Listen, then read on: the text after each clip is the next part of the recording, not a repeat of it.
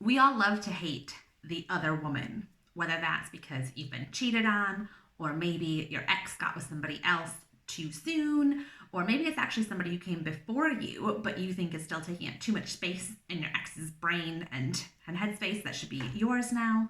But whatever it is, we as individuals and as a society absolutely love to hate on the other woman. But the thing is, they're just a woman. And I know how easy it is to hate on them. And it makes sense because when we've been hurt or when we are hurting, we as humans really love to latch on to blame for somebody else. It's a coping mechanism that most of us have. And blaming the other woman is a really easy way to do it.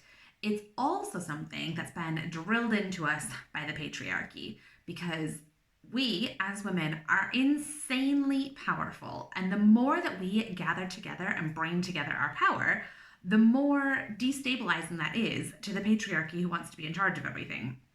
So we have been conditioned for our entire lives to work against each other, to hate each other. And nobody's explicitly saying this, I get that. But all of this is built into the fabric of our society. It's to pit women against each other, to turn it all into an us versus them, a me versus her. And we have moments, lots and lots of moments of like the sisterhood banding together. You know, when you've been in the bathroom and a woman needs a tampon and you're like, four people are like, I've got a tampon you can use. Like we have those moments. But when it comes to feeling hurt, we often so instantly turn to fighting against each other. And like I said, a me versus her. So when we get hurt, like if we get cheated on, it's really easy to be like, she's a homewrecker, it's her fault.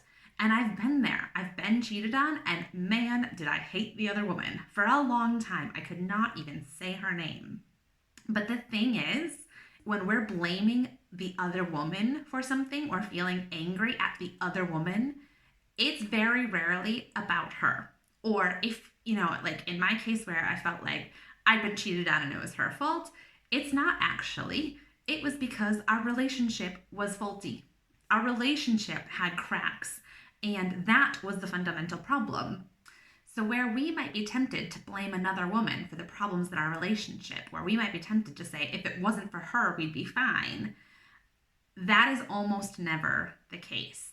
Really, it's a case of it's between you and your partner, and this other person is incidental to that. Or when we're feeling triggered by the other woman for some reason, again, whether it's like a cheated on or maybe it's getting with somebody too soon, there's where the comparison game might come in a lot. And oh my goodness, are we primed for the comparison game?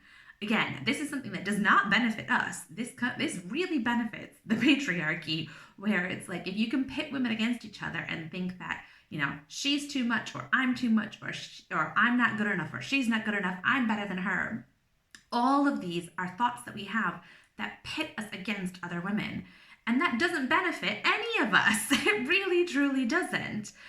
But by doing that, again, it's not about the other woman. All that does is point out our wounding and our insecurities. And if we're thinking, God, look at her, she's too much, is it because we feel like maybe we're too much, or is it because we feel like we're not enough? The comparison game is never about the other person. The comparison game is always about us as well. And I know that this sucks to hear. I get it. Like I said, it's a really great coping mechanism where we as humans like to blame other people. But it's not about the other person. It always comes back to us. And so when we are tempted to blame the other woman, instead, what we get to look into is us, because the other woman, she is just a woman. Just like you are just a woman, and she has her own stories, she has her own history, she has her own life that she is living, and she is doing her best too. And she has her own insecurities, and her own anxiety. And all of the things that we're picking out or, thinking she's doing that to hurt me, or who does she think she is for that? She is just a woman. And what I find really helpful is to put the lens on of, if that woman was my best friend doing that, what would I think then? If my best friend was doing that behavior or saying that stuff or acting that way, how would I feel towards her? And then, because when we make it more personal instead of just the other woman, then we can see them as a person, as a human, as a woman. And that is a really important way of helping heal those sisterhood wounds that we all have. And even if it's not healing it between you and her, like, you know, you don't necessarily have to talk to the other woman or talk, you know, have these conversations. But within you, if you can flip it to she is a woman going through her own stuff and I choose to see it that way, it makes a world of difference. When I stopped seeing the other woman as the other woman and started seeing her as a woman who is now in a relationship with my ex-husband, but also they are just people in a relationship and she is a woman who is now in my kid's life. And when I saw her as a woman instead of the title, it changed everything about how I felt about her and our new co-parenting relationship. But it allowed me to release the anger and the hatred and the just the burden that I was carrying, because it's not about trying to hurt the other person. It's about everybody's just doing their best, and sometimes it doesn't always show up that way.